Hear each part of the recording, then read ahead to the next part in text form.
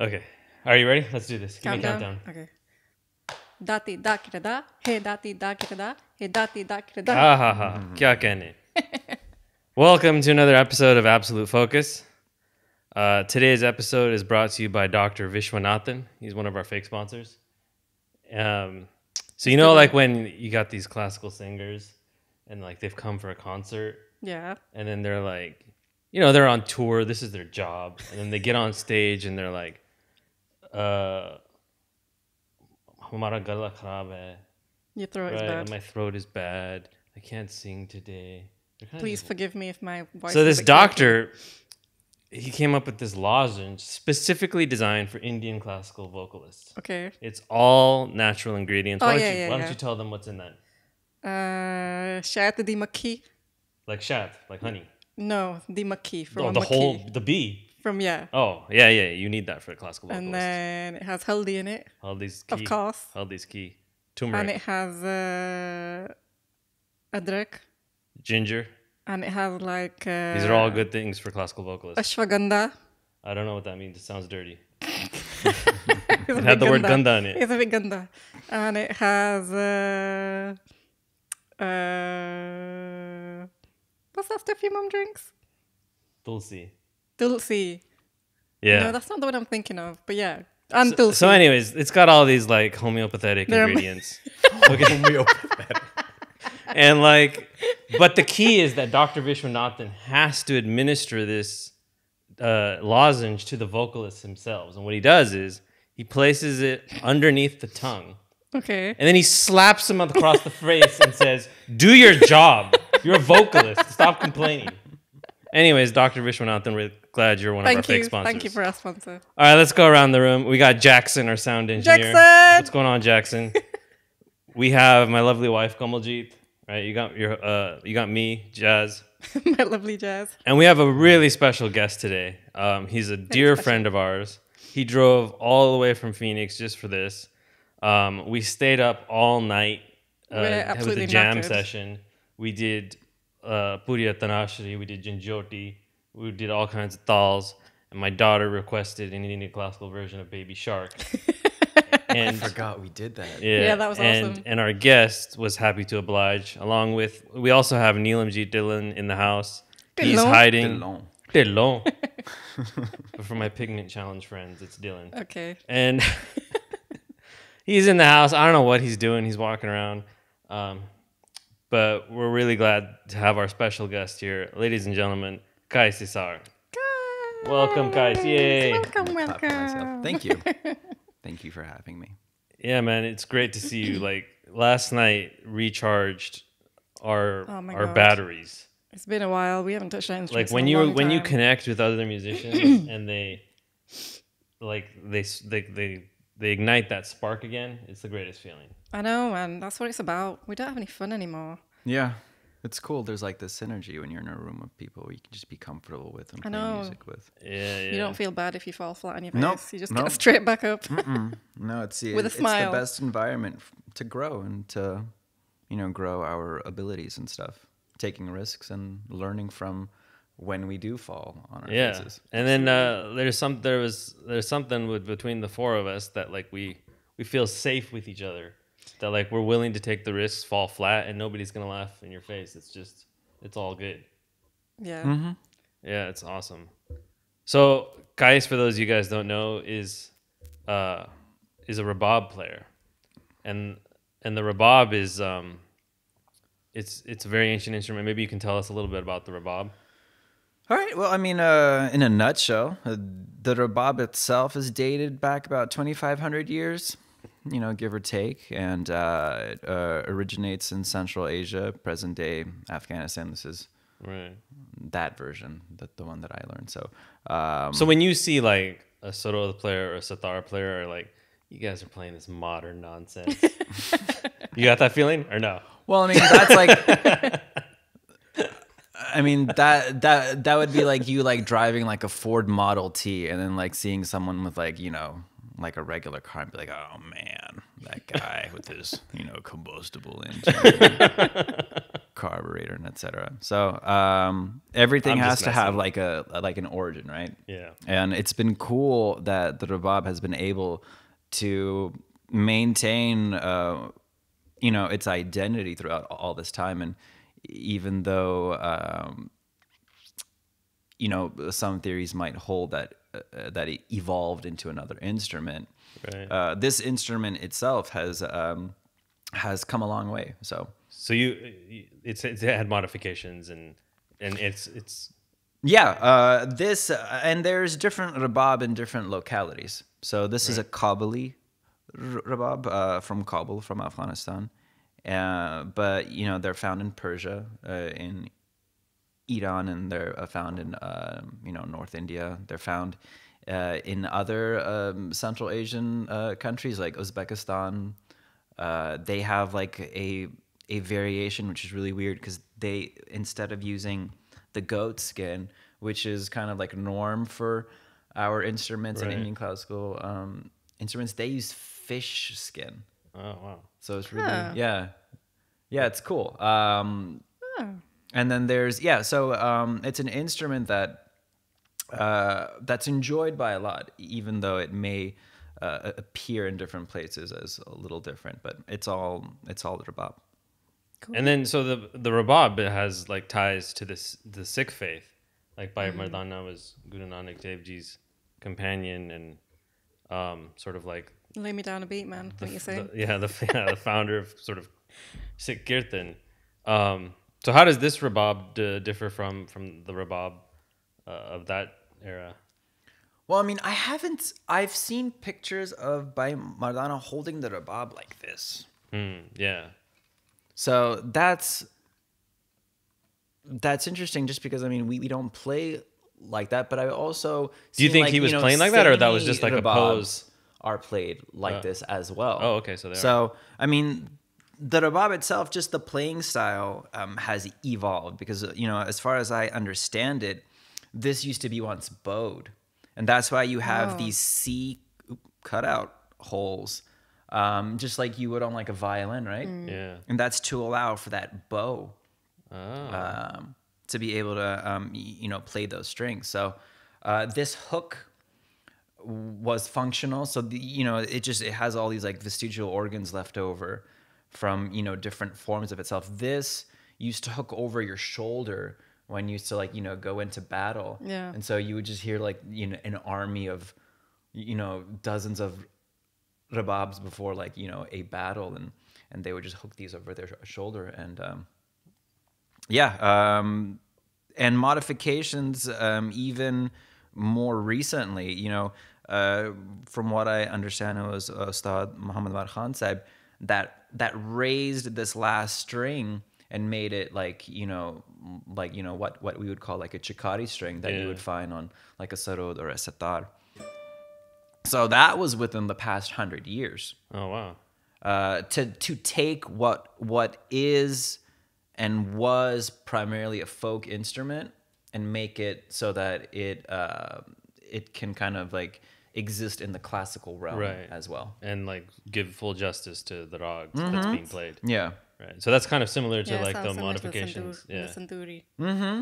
Yeah, both. Riverside. I would say within like it was like in the last bit of the 20th century Absolutely. that essentially became recognized classical instruments. Yeah, the Sanduri in the last 70, 60 years, something like that. Yeah. And I mean, and that was through the efforts of like Shivji, and Yeah. with Ustad Omar was kind of like the same concept. You take this folk instrument and just make it so that it can hold its own in a classical realm. It certainly does. So tell us about like your training, like Training, old school. yeah, that's what we want to hear, like how you have some One of old the school stories, training man. stories. Yeah. I mean, it's just it's a lot different because I teach now, and a lot of my colleagues in the States, they teach also, and so I'm able to kind of see how this new generation is coming up, and their approach to the music and especially here in the West, people that are raised here and born here and learn this music here, I feel like the music is presented as music, right? So when I was learning this and those before me, it's not just music. It's like a culture.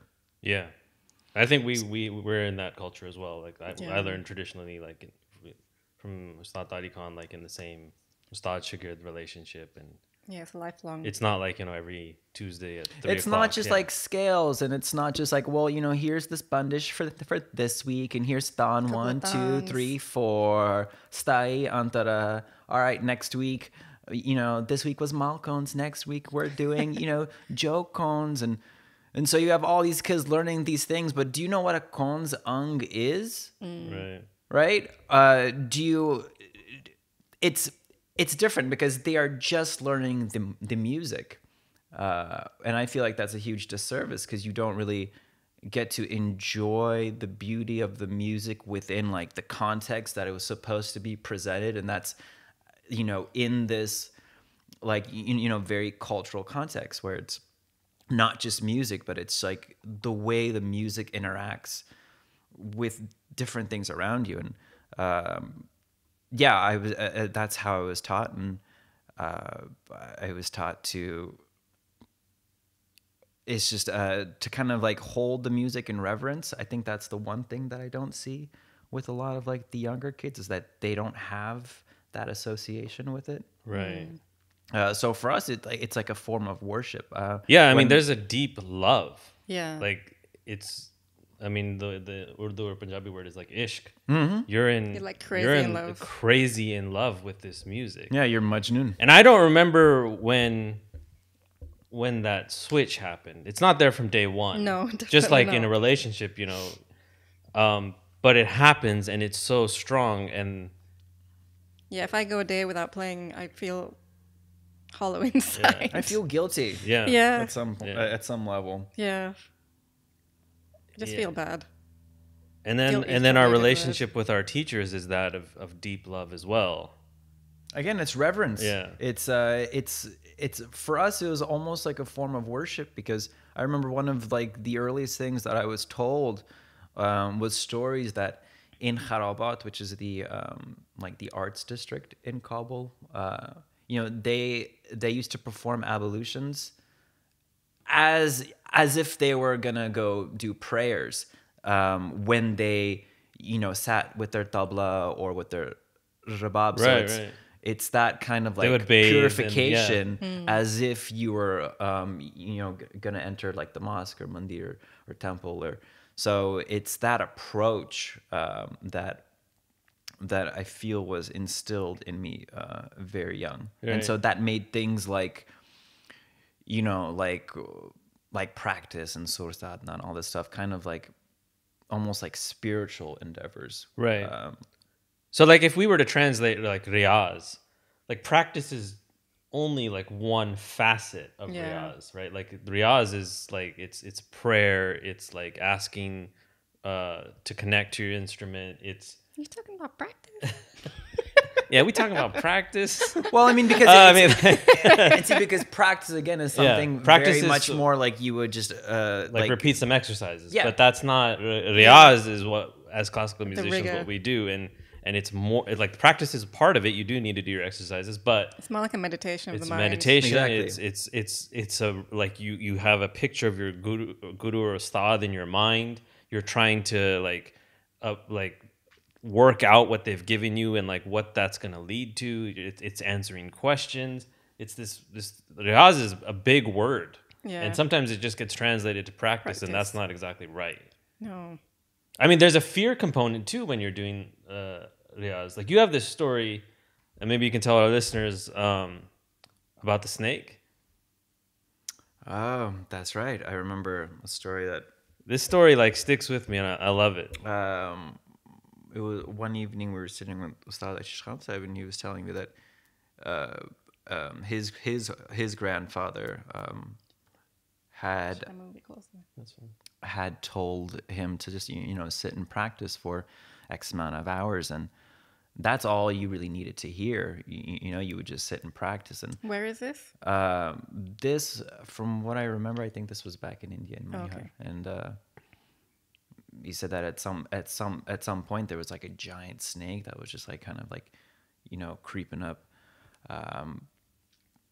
beside him, and that really did not affect his Riyaaz, because he was more worried about what his grandfather would think Oh my versus what the goodness. snake would do to him. So that, I remember hearing that story. I was like, wow, that's Insane. Indian that's classical something. is like full of these stories. I mean, yeah, like Yeah. that. I've never had a snake come into my Riyaaz session, but there's this notion of like, you know, your ustad is going to be in town, and you need to be ready, because otherwise you're going to disappoint him, and Yeah, there's and no that's worse worst feeling feeling. that like that's the like if your ustad is not happy with what you've been doing, there's no nothing lower than that. Like you've hit rock bottom, and that snake story encompasses that for me. Yeah, it's funny because we're talking about Riyaaz, and I never really. I mean, these are things you know, but when you think about it, it's like, how often do we get a chance to do Riyaaz? Yeah, Right? I feel like I have to practice every day. yeah, You know, Maintenance. maintenance, exactly. Make sure my, you know, right hand's working, make sure the left hand's doing what it's supposed to. But just that Riyaaz, to like wake up at like 4 a.m. Amrit Vela, or whatever you want to call it, because this is like the one theme that's in like, I feel like it's like the one time everyone shares. It's like you get up at 4 in the morning, and that's when you like, you know, you do your Riyaaz. yeah, Yeah. But I mean, how many of us really get a chance to do that? yeah. So there was a time I used to do that. when our daughter was born.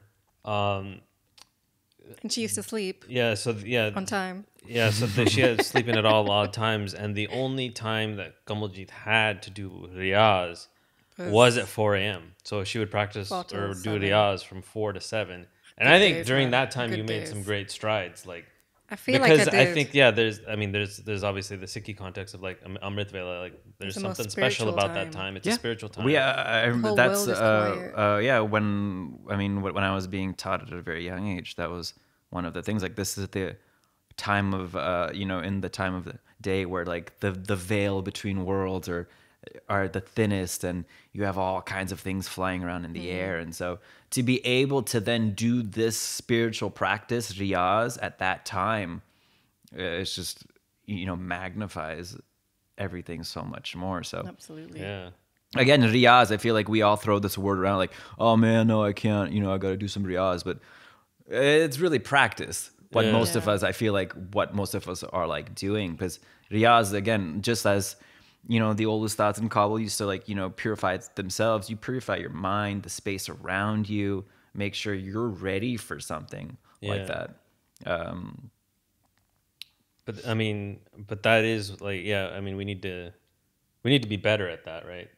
Like We need to that stop is when we getting made life our in the way. greatest leaps, and that when stuff was sort of given to us in those moments, like you Yeah, know, when you finally start to understand something. or you understand or you fully comprehend what your ustad has given you. Sometimes it Yeah. happens years later. Yeah. I remember there was like something that my ustad had said when to me when I was like, you know, 14 or 15.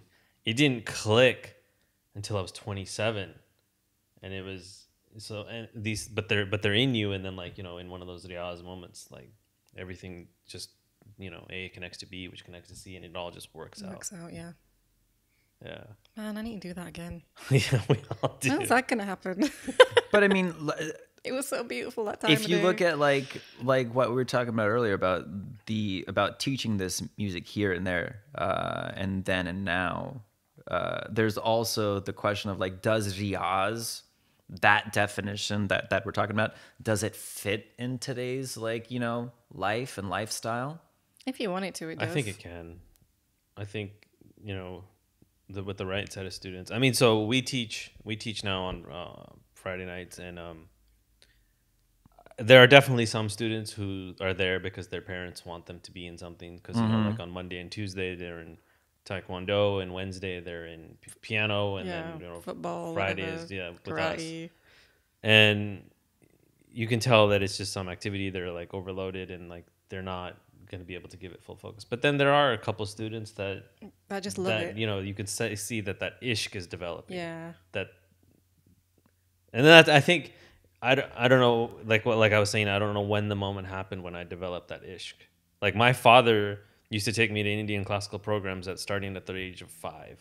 And I got to see like some great artists. But at 5, the only way I could go was he would say that after the concert we'll go to Pizza Hut. That time it was like a sit down restaurant. So I got pizza, and then Pizza Hut used to have like arcades like Pac-Man. And Oh yeah, man. So that's Yeah, I remember. so I didn't at that point I didn't have ishq. I wanted pizza and I wanted to play Pac-Man. Right? But the ishq developed and like grew, and now it's something that can never be taken away. And so I kind of see little bits of sparks in a couple of my students that, like, you know, they're developing a love for this. See, and for so I me, think when they get that love, then that Riyaaz I feel will like start. it was just like instant. I grew up in that Really? environment, so like my whole family was like very musically inclined, and that's all that we did, like Friday nights, you know. And Wow. it was just, but for me, it was like that was it. Oh. And then it was just a matter of, okay, now I have to be able to not only grasp what this is and this feeling is, but how do I do this? So I remember that's what led me to, you know, pursue music as something that, you know, like a voice almost that I wanted to express myself with. And yeah, that's how I like it's because I have that experience. I have kids that'll come and learn, and it's like it's just that, right? It's like another extracurricular activity, and it's so hard, man, because it's like, you know, they're sleepy because they've been up at 4 a.m. doing whatever, going to tennis before they're like whatever, like private school, etc. stuff, and then I just got back from swimming too, and it's like, can you play even right now? He's half asleep. Where it is all about, like, it's very parental driven. Yeah.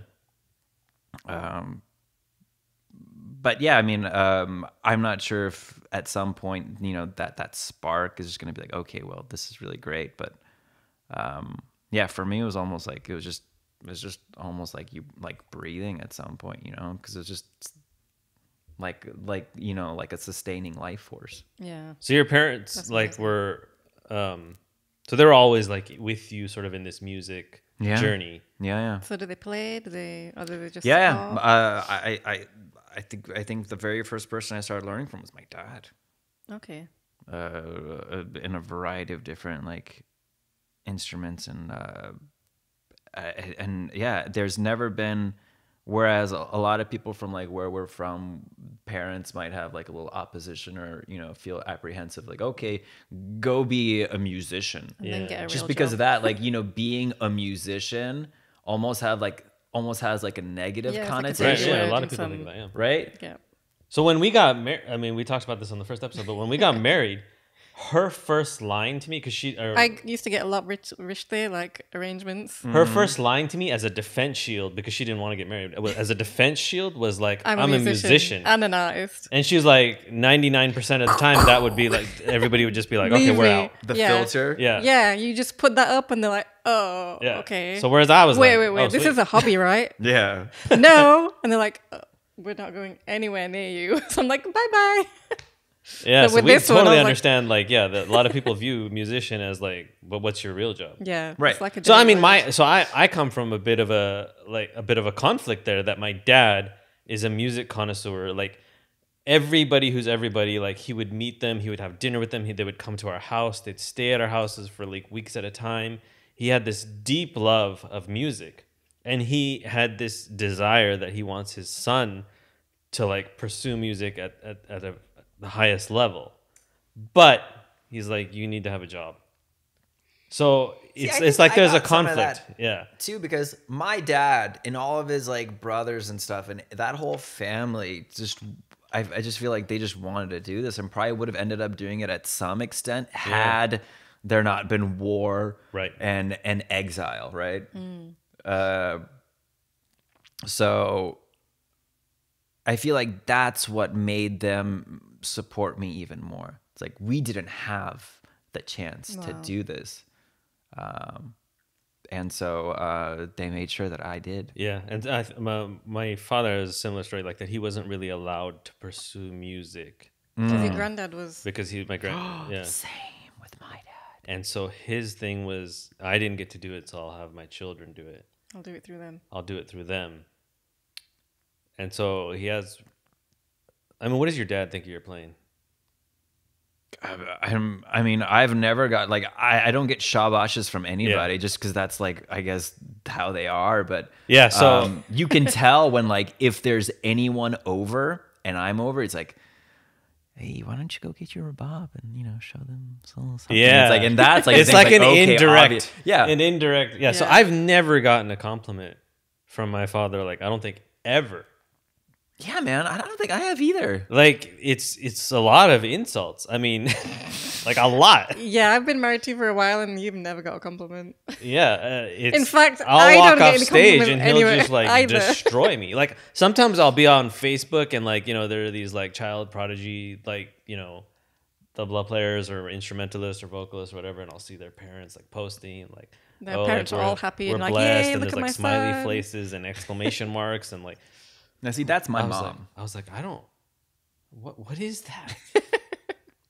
Yeah, and then, like- dads are like that, man. Yeah, and then like somebody will come over, and then the like their kid is an artist or teenager or whatever, and he's doing really well, and their father will say something like about how well they're doing. I was like, Yeah. Dad, I'll be like, Dad, take notes. That's how you compliment a child. Yeah, but how? But what is your dad saying about you when you're not there? Yeah, Who knows, I hear man? stuff in the rumorville that like Right. that like He's I do actually get okay. some that he's okay with it, but sometimes like my dad will like lace into me, and then like my ustad has to step in to get him to back off. Yeah, Like, yeah, I've seen that. but so my ustad then will take me to the side. He's like, he doesn't mean it.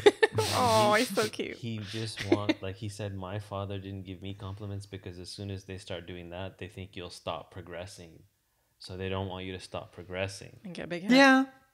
Yeah, but a little, Yeah, but one shabash a nice every little now hug and now then and It then. would feel so nice. would go a long way, Yeah. Maybe like you have like a 1 or 2 quota for like a whole year. Yeah, Yeah, I would take yeah. that. I'd take it. I'd compromise that. Sure. Yeah. Like yeah, man, it's it's just something you want. Yeah, I did. But It wasn't as bad as like this. Mustaji told me this story that his father was the same way. And this is Ustad Tari Khan we're dealing with. And he said that in 2005, like, which, Ustad is like an adult, like he's, was the first time his father gave him a compliment when he was going to her balab. Wow, what? Yeah. What was the context of that compliment? Because her balab was like, partition happened, and her balab was a place that okay. the artists would like, In Punjab. in Punjab, like they would practice to go to. Like It's also the like thing. the it's- longest it's- running it, festival. It was I the think. thing that like meant that you're an artist. Yeah. And Ustaji said that like he was invited to go to her balab, and he told his dad, and he said that was the first time in his life that he got a compliment. So I mean, maybe there's something to it because he said like I don't want you like they don't want to stop our progress. But who knows? Yeah, I don't know. It seems to be a common thing though, Yeah. so I'm glad I'm not the only one. So like you and Kamaljeet like did a collaboration recently. Oh yeah, on your last album. Yes, That yes, was- we did. That was really cool. Yeah, That was I really really liked cool. it. What we makes should- you think of writing these odd time signatures? Because that was what 13. I was 13. I wanted to What write was a it song called? in the Ghost You Love Most. You can buy that iTunes. You should buy it. Awesome. Yeah, everybody should buy it. In Was fact, it, before we start talking about should it, probably play it. let's listen to it. Yeah. Everybody, let's take a listen to this collaboration between The Ghost You Kamaljeet Love and the Qais Most. Essar. And we're back. So you guys just heard the Ghost You Love Most. Best track ever. Yeah, it was an awesome track. I was in the studio with Kamaljeet while she was recording that. I I was so excited. You actually have a production credit. Technically. So no. Here's the thing. Like, let me tell you, like, our relationship with me and Kamaljeet. Like, she'll play something, and This is like the dad. this is like the dad actually. thing. Yeah, it's kind of like the This dad is your thing. dad relationship. Oh no, you're just spreading it now. So I just kind of go, like, she'll do a couple takes, and then she's alright. like, and I'll just go, I think you can do better.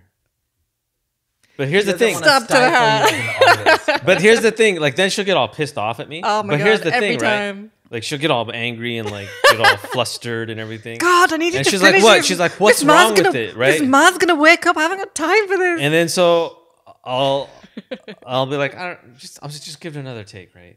But then she'll do the next take, and then she'll agree Out that of it was spite. better. Yeah, that is better. She'll say like it's better. I think that's just my Yeah. process. I And just then, have to like, get you know, I do oh, give, God, like- I do give a little tips here and there, but but a lot of the time I don't even need to say anything. I just go, yeah, you could try it again, and then the second one will be. So that's our process. But you have thing- someone that like brings out the best in you. Yeah. Even though if it like pisses We do. you off at some point. yeah, we do it to each other. Yeah.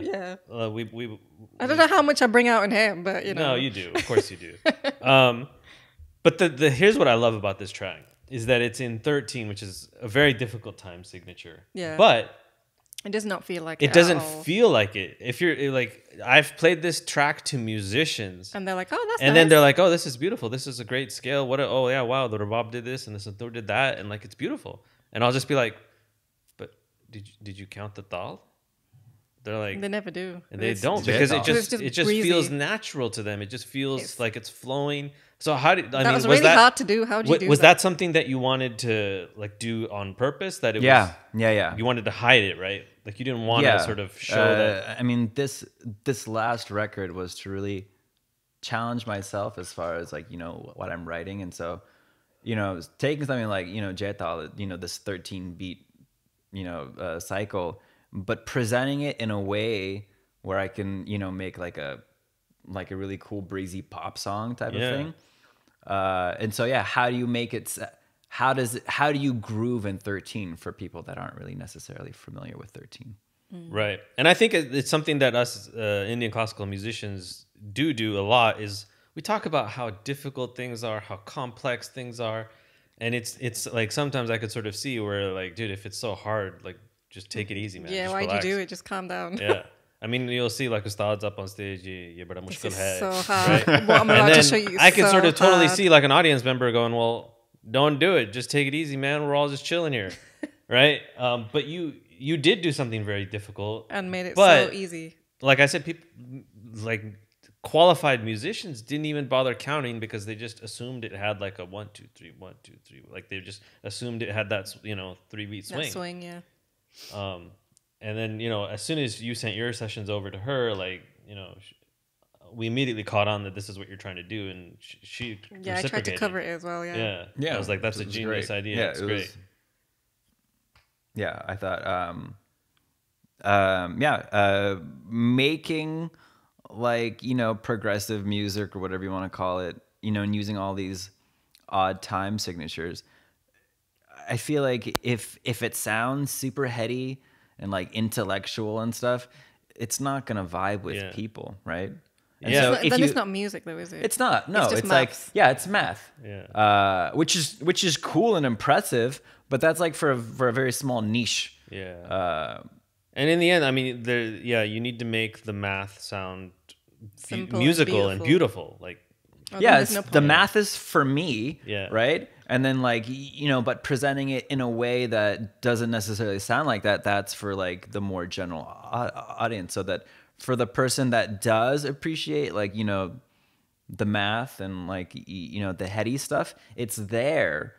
But also, it's also, you know, presented in a way that it can be enjoyed by anyone. yeah. At least that's how I tried to go about this record. No, we loved it. And she loved working on it. I mean, I was so happy working on that track. yeah. It sounded so good. It was so good. Yeah, the Santur and Rabab go We like, need to do super some well more tracks together. together. Yeah, because I mean, it- just like, you know, metal strings and these gut strings and stuff. It's just they complement each other very Yeah. well. Yeah. So when you're writing, you have the jetal. Mm-hmm.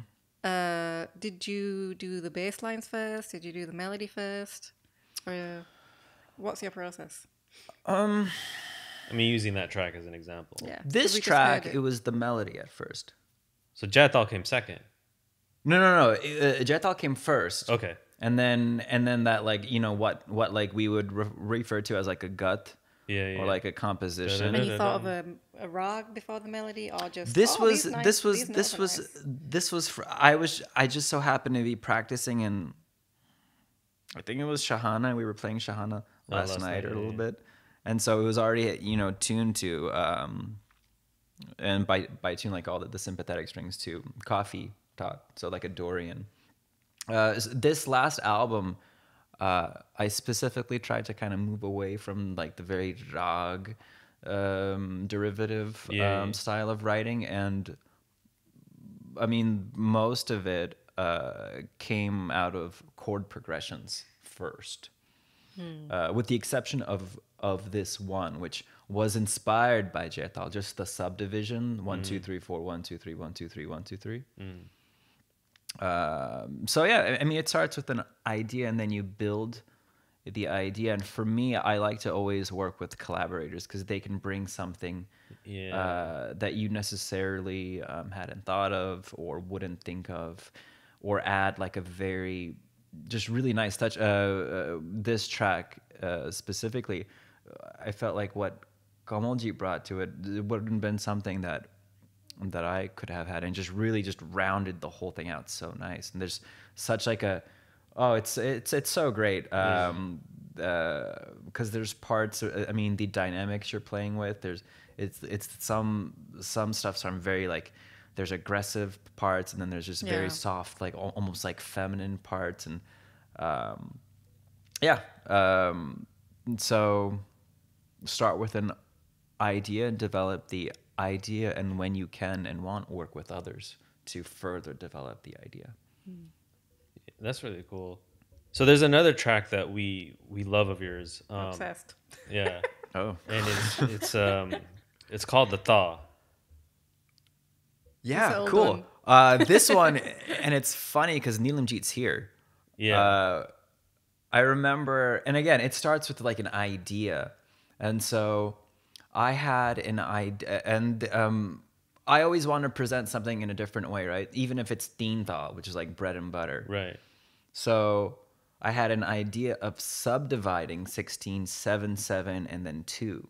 So it feels like a 7, but then you have an kind of at the end. Yeah. You know, so it's like takidimi takita takidimi takita taka takidimi takita takidimi tak. So you know the pulse is ta ta ta ta ta ta ta ta ta ta ta ta ta ta. And I remember, I think it was like 2015 or something, we had played this gig, and that was the first time I kind of came up with that main motif. Right. This was like in Kirwani at this point, and like a harmonic minor. And yeah, I mean, and that's how it came about being. And then when it came time to write the album, I kind of brought it more towards Pilu. Yeah. But essentially, it came from that. Right. I think I Subdivision. did. I did a gig with you too, where you played it in Kirwani. Yeah. But that was just rabab and tabla. So what I liked about the thaw was the music arrangement. And so what you're And just saying, like right underneath now, it, like yeah. is that transition we were talking about from math to music. Mm-hmm. So takadimi takat is math, but you made that beautiful. Thank you. Right, and then like the way the instruments And then are the strings and the guitars underneath, the upheld it. guitars, the strings are supporting everything underneath. Like how do you make those layers? Like how do you? Well, I mean, Because you played everything yourself, I believe. most of it, yeah, Yeah. with the exception of like violin and drums. Okay. So yeah, I mean, at the same time where I like started to formally learn, you know, Eastern classical music, I was also learning like Western music, and so I felt like I was able to develop these two brains, kind of like parallel to each other. And so when I'm looking at something, you know, like a melody, I'm also thinking of like, well, what's the harmonic information that it sits on? You know, what would be like the chord progression that would sit on this? You know, I'll look like at, you'll look at a rag and be like, well, if I put it, with these chords, then this is what can bring this rag out more. Or So this is what we do.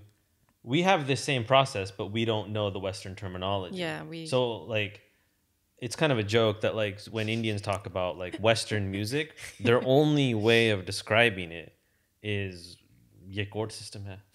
chord system. Chord system, Yeah, right?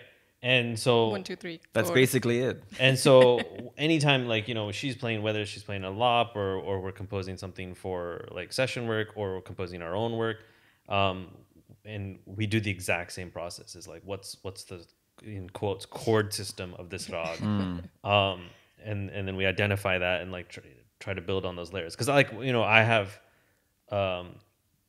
like a very like a bit of a like light background as well. Like my Ustadji's vocal teacher is Ustad Medias, and he spent a lot of time with me growing up. Like in the Plus, Ustad is from a vocal family. yeah, he's from a vocal family. We've met so many Bollywood film composers and got to hear like their technical discussions and thoughts and thought processes and all that. Like, and I'm talking like some of the like legends like Madan Mohan Saab and stuff like that. Like, so it's. So I don't know the Western terminology, but there's definitely a similar. It's not just like I'm working on this rag and this tan. Like it's trying to identify like the harmonics, the chords, like the how to support what is going on up top with something underneath, creating a bed underneath. And that's why we love that track, because we're like, this is mind blasting. this is this is an execution of some of the stuff that we were trying to do. So Yeah. so we loved it, man. Cool, man. Yeah, We should let everybody listen to it right now. Yeah. Let's all listen to The Thaw, and you guys should buy this one on iTunes as well. And we're back, and that was The Thaw, and like it's something Kamaljeet and I listen to regularly, and we really enjoy it. Thank you. Go buy it. So your roots are from Afghanistan. And Were you born there? No, I was born here in the States. Okay. And so do you like notice that there's, because the Indian Classical Club can be kind of uppity. So do you To ever put it politely. experience sort of some discrimination that like, oh, he's from Afghanistan, he's not doing our art? How dare you? No, because the history, if you look at the history, it's never been divided. Yeah. Afghan classical music is a sub-branch of Indian classical music. Right. Same rag, same tal. All of our ustads in Kabul used to go, if they were singers, they would go to Patiala. If they were tabla players, they would go to Punjab. Right. So it's not necessarily their music, our music. It's a shared music, I feel like. So I've never, if anything, I'm more like discriminated against by other Afghans than Indians, as far as the music goes. Really? Why from Afghanistan? So you're actually Punjabi. Yeah, basically. Well, I mean, classical music is just wildly unpopular among. Right. I mean, Everyone. Yeah. But I mean, at least there's almost like a an underground machine that's still kind of keeping it alive in India and among Indians. But in Kabul, even when we had some of like the most amazing artists that have ever graced Earth versus just that country, that was still wildly unappreciated. Ustad Sarang Sahib would go perform in India. Yeah. And but to have any kind of audience in Kabul, he would have to sing light stuff, ghazal. So in that regard, it's a little difficult. Right. I've done a couple of gigs with you, and then I think we usually do a classical set, and then you get a lot of your fans requesting Afghan songs. Yeah, that's what they want. Yeah. Which is cool for what it's worth, but that's just not my bag. I've just kind of gravitated towards classical music, and not only classical music, but the preservation of classical music, and directly associated with this instrument, the rabab, is how do you not only maintain the instrument but but evolve the playing style so that it's more it's just more applicable to in classical music, which is essentially trying to emulate the voice. Right. So what Ustad Omar said, what he did 80 years ago, I don't feel that work has stopped. As far as like, well, this is, if anything, it's our job to now take what he did, honor it, and move forward without changing the rabab, right? Yeah. No modifications and stuff, but really try to get all you can out of it, Yeah. right? And so that's my mission statement, or like goal or whatever. It's like, how do I just squeeze out everything that I can? How do I make the sound as vocal as possible? How do I Sort of like Gaikiang Rabab. yeah, outside of a classical context, how do I make sure this instrument lasts the next 100 years?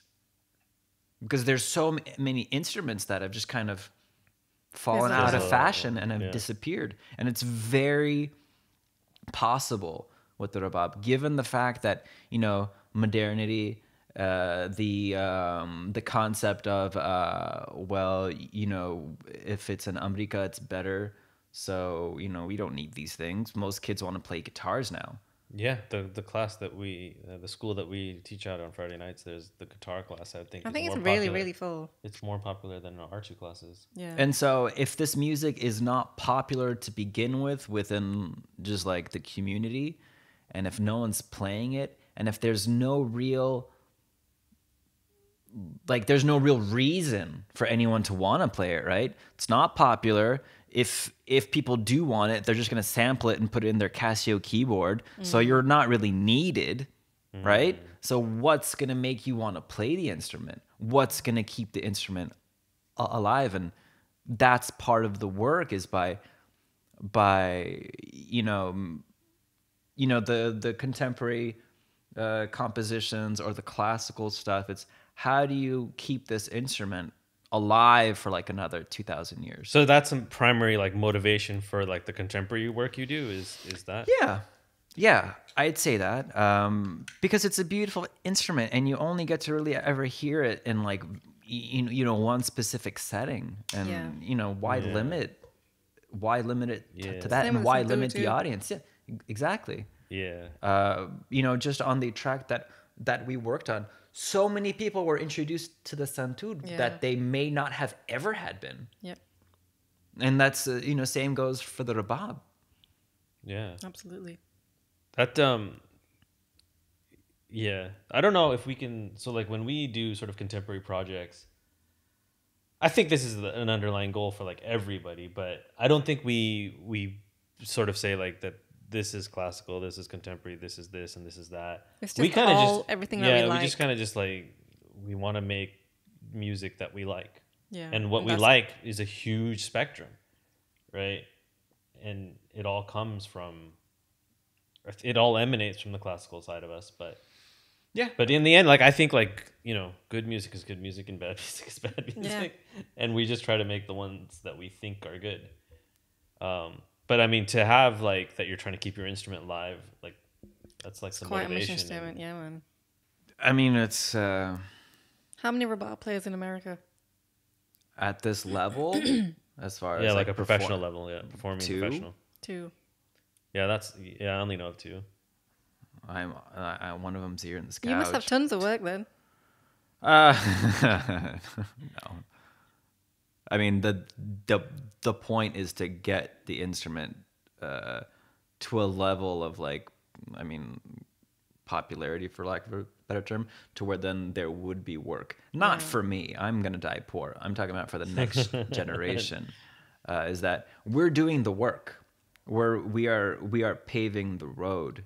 And as far as like just our generation of like first generation Americans, figuring out how to be Afghan in America or Punjabi in America, and at the same time be here, but realize you're from somewhere else. And I mean, so it's about blazing this trail, and not only, and what that includes is the music. That's a part of it, is like creating this culture, and music's a big part of culture. Right. Yeah, like I mean, you're in a similar situation in that there's definitely more than two, but Sundur players, but like less than 5? 10. Less than 10. Definitely less than 10 Yeah. in all of North America. Us tabla players there's quite a few of us. They're a rarer breed. Yeah, I think the tabla is pretty popular. Like,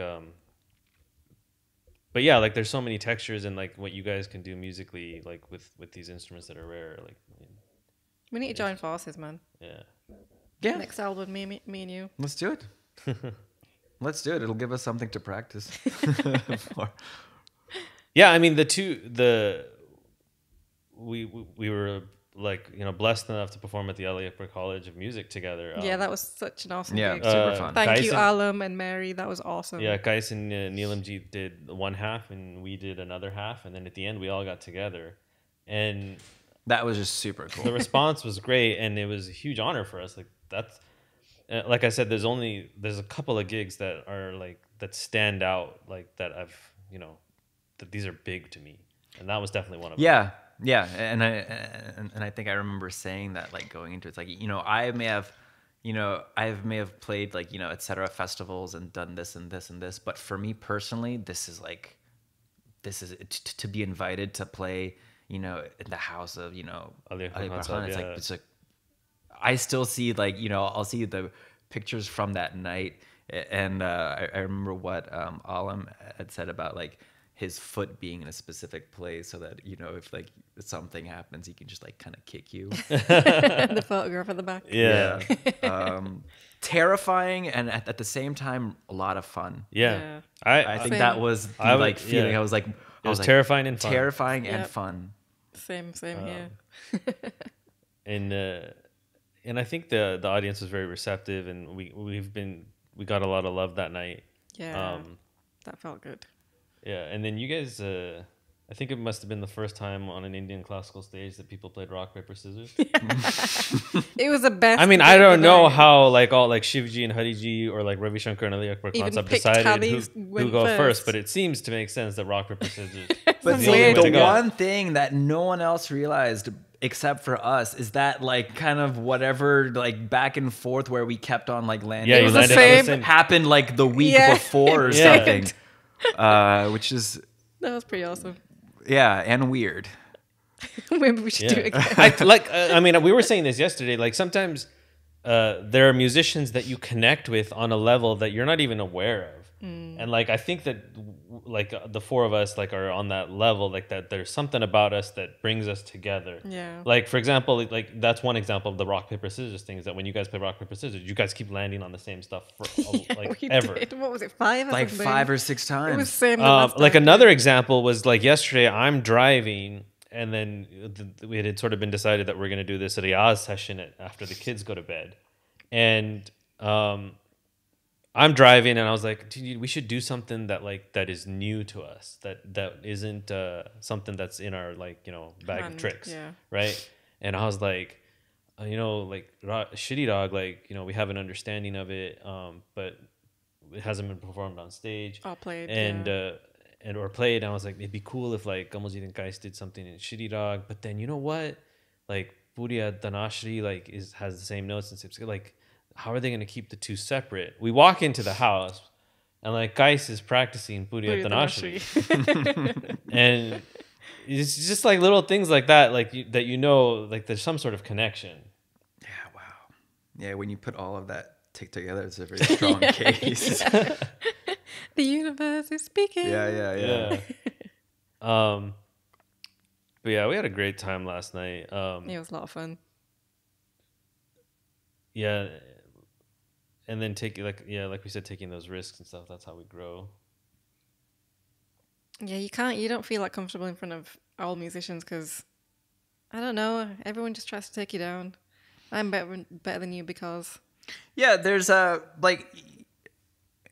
there's healthy competition, and then there's like ganda competition. Yeah. Where it's just like where it's kind of laced with like malice and like kind of or like sandwiched. yeah. Here's a compliment. Yes. Here's a backhanded slap, and here's another compliment. Yeah. And then Yeah, then you you gotta don't be know what to careful do of with those, that yeah. sandwich. But yeah, to be in an environment where you're just comfortable and it's like it's like you want the other person to do better, right? Yeah, I think so. I don't. So maybe it's because we're in LA and like we're all LA's all spread out. I never sort of had a community of musicians that you felt comfortable. But I feel like back in the old days, like Shivji was telling us that story that like they were on this tour in India and it was like Yeah. Shivji, Hariji, Ajay Chakraborty, And they're Sultan all tight. Khansab, and he said like they would do the concerts, like these festival concerts, These and then big, would get big into this concerts. bus, and they would all just critique each other and give each other feedback. But nicely, not in a Yeah, malicious way. Just and like I think trash talking is inherent in like all our field, but there's still a mutual A respect community, and a yeah. community. I think definitely in the old days, it's well, we never know. I don't know. I feel things are a little bit more spread out now. I mean, like Well, Kamaljeet yeah. and I are trying to sort of reach out more, and build relationships and stuff like that, so that we can get back to this sort of community. Because like if a couple people get successful, then like that helps everybody. Like that Yeah, raises yeah, everybody up. Was I Absolutely. saying like a rising tide raises all ships or something like that? There's some kind I've of never heard that before. It's But a very good sound- saying, yeah. though. Yes. Yeah. You made it up. That's really good. Yeah. I didn't make it up, but I could use that. yeah. Yeah, so like there's in among tabla players like all these things, like when you hear like Farmashi Gat or whatever like that, it used to be that these guys would they would sit together or like do these concerts together, and somebody would say like, hey, have a gut where like each palla lands on the sum, and then they discuss it, they talk about it, they're like, okay, well what about one that lands a quarter beat, and like all these things came out of discussion. Yeah, I used to hear of these stories. When Whereas I was now- younger, they used to tell me of like the secret gharana competitions. Yeah. Where like everyone of that specific like training and schooling would get together in non-public concerts, Yeah. but would perform for each other. Yeah. For that very reason. And then they would talk, and Yes. they would like say, "Oh, you should do this." Like I remember Wasn't there Mendy Sab and Tofel Niazi like doing back and forth just about this as well? yeah, about discussing Ragdari. Yeah, which rag is which you do follow this up with, which will just break the whole atmosphere of the other rag, and then you can establish this other rag. yeah, there was all kinds of stories like. There was a sense of community. Like, Yeah, see, and I don't see that nowadays. Yeah, I don't as much. Yeah, and anymore. maybe because it's when we're in the West and we're so like America's so big. Like you're in Phoenix, we're in LA. Like, but on the other hand, we have technology. We can tweet each other. Like we should be able I to. don't think I come from England, and we're really, really close to each other. England's tiny. Yeah. And you did there have was a little bit more you had community there growing up. I because- didn't. Yeah, But do I you had a think really it's like close the like community. capitalistic nature of the way that things are now that has changed everything? Whereas before, even up to about like 100 years ago, there was still like like in Kabul there was like the king, and then there was like the Darbad, Patronage. right? Yeah. And so exactly, the ustads would have a patron where that's all they did. Well, they would just come up with music, and they would present it. And so the hustle, right? Yeah. To like, I got to get some gigs, I got to be Food. whatever, was never there. Yeah. And so for those of us that make a living off of this, and for those of us that do it here, there's like this real competitive edge where I feel it brings out these like more not so great traits in our personalities, where it's like, it's not so much supportive. It's about like, I have to get ahead of this person Oh, why because did that I need person get rent. this? Yeah. And I feel like this is what's kind of changed, this music. in a way, and what will kind of be like the defining factor of in its evolution moving forward is that people, there's that patronage doesn't exist anymore.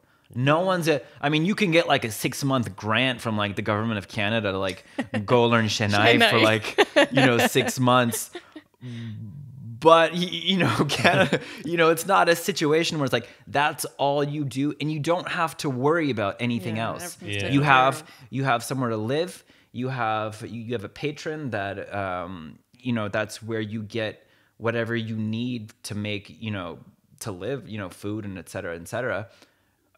Is that kind of system in play now, where there's people that can dedicate their lives completely solely to music without having to feel any financial burden, Right? and so just free to exist in that sphere? Nope. So that's definitely one aspect, is like that financial freedom allowed them to have these discussions. But on the other hand, like the artists that we're talking about is still in the last generation. Still right? in the last. So they were years. commercial artists. Yeah. Right? Like on the examples I just gave, like Shivji, Hari, Sure, yeah. Sultan Khanzad, they're all Yeah. they came after the Bad era. Yeah. Yeah, there's a lot of factors. But how soon after? Yeah. Right? We are moving much farther past that time where that kind of like, I don't want to say luxury, but that advantage was there. And then there's also like, I mean, there's probably a gazillion factors on why things are a little bit like more isolated and everybody's just operating in their own lane. Is like is maybe the relationship between like the ustad and shagird, like so, and like there's this expression in Punjabi where like apna ustad dusreyan da ustad banda, which means like my ustad is an ustad and everybody else is just like a normal person, like a guy. So it makes it difficult for me, like for us to have like dialogue about music. Like I can't really talk to other tabla players. Like Neelam is the only exception, even though we're in the same grana, but we definitely have different ustads and we have different approaches. But we can't. It's difficult for me to talk to other tabla players about like compositions or approach to sangat or anything, because it's like, well, we don't do it that way, so you're wrong. Better. Yeah. And then like that just shuts the dialogue down. So I don't know where that came from, like, and so that I feel like splinters things even more. I think it's like just pridefulness, right? Yeah. It's like the feeling of superiority is like, I do this, so it's automatically better. Yeah, And so like if you're not doing it, you're wrong. yeah, and there's a lot of that, and like that pride and ego, God. Isn't it supposed to be a spiritual pursuit, music? It's tough to maintain that though, right? Like it's tough to. And when you add in these other like Then you add in the capitalism. spiritual things, Yeah. like this Money, like the food. money will make anything sour fast. Yeah. Yeah. It's you'd be surprised this year alone. Just you have the perfect pie, but then you add like a little bit of this like really whatever ingredient, and the whole thing is just ruined. Money will do horrible things to people. Yeah. I think that's what's the downfall. Right. Yeah. I mean, it's the part I definitely, like you and I hate that part. Yeah. It is like negotiations, like dealing with promoters, like they'll send Why you a the contract and promoters, you like there's just like stuff in here that like you're like, this doesn't, like that they own the music after you're playing a concert. Why and are you're like, promoters what? like that? And I mean, they're not all like that, but I'm just saying it's like it's We've these. run into quite a few. Yeah, we've run into a few, but that like these things, like I wish that there was somebody that could just do all that for us, like, because as musicians today, we're not just musicians. We're everything. We're That's right. agents. We're publicists. We're social media managers. Accountants. We're like video editors. We're sound engineers. Yep. Like, yeah. We're accountants. Yeah, I know this dance very well. And Yeah. like it gets Burns you out, man. yeah, and then you realize like after you do it that how wait a much minute, music are you how much actually music doing? did I just do? Yeah, it's yeah. You can put it could take you 2 months to cut a record, but everything else that you're also a graphic artist. Yeah. If you do the Right, she does all her graphic work. Yeah, I did audio engineering as well, so I have to now also engineer this, to mix this, to edit this, to do the social media crap, to book the tour, to do the art, global commerce. Right, you're paying someone in like Punjab to like cut you like a Dilruba track. Deal with that. Yeah. It's like the amount of stuff we do is just and we're 24/7. Yeah. yeah, We don't clock out at 5. It's just always ongoing. Yeah. And yet there's something in all of this that people see is like, you know what? I bet I can get them to do it for like $200 less. Which is like just crazy to me. It's like I can't go to the market and be like, all right, that milk will cost you $4.99. It's like, so I only have $2. Yeah. You sell me this milk, I may tell other people about you. yeah. Yeah. Perfect line. It's like, You'll Dude, get- exposure. what is that word, man? So man, like that. I hate that that word. line will give you exposure. Like if you just do this gig for free, and I like here's the line that I finally got. People die of exposure. You get skin cancer. That's your reply to these guys. I like that. I have to like use that if, one. if they say like you're gonna People die of exposure. yeah, you can get skin cancer and die of exposure. Yeah, that's how you mean. You can also get jailed for exposure. Yeah, indecent. indecent exposure. Oh yeah, that's another one. But in the end, like we said, we're talking a little bit of trash, but we love this field. And there's nothing music. else. There is nothing else. Yeah. There isn't. Yeah, you can. Yeah, it's it's what we do, and it has its. It has its quirks, but in the end, we love it. Ishq, man, we love Crazy it. in love. So I want to thank Qais Bhai for being here and doing our show. Thank you for having me. You're welcome back anytime. Like anytime you want to promote something, Sweet, thank you. you want to do some trash talking, whatever you want to do. Oh yeah. Maybe I have that'll be the next one. I have a lot of that. Why don't you let the folks know where they can find you, and any. I'm albums you on want them to buy? everything. Literally, I have to like manage all of them, so I know. Throw out some handles. I'm on Instagram is Q_SR, my last name, and then like QaisEssar.com is like the store page. TheRabab.com is like the main thing, and yeah, just Google. Yeah, everybody, Google your name. everywhere. Yeah, everybody should check out Qais' work.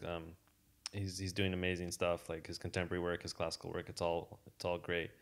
So check out his handles. You guys can follow Kamaljeet and I at our website's at www.absolutefocus.co. Our Patreon page is Absolute Focus. Instagram is absolute_focus, and YouTube is Absolute Focus. So thank you guys, and we'll see you next time. Thank you.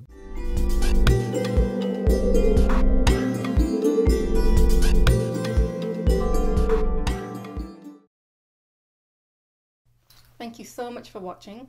Please be sure to hit the subscribe button.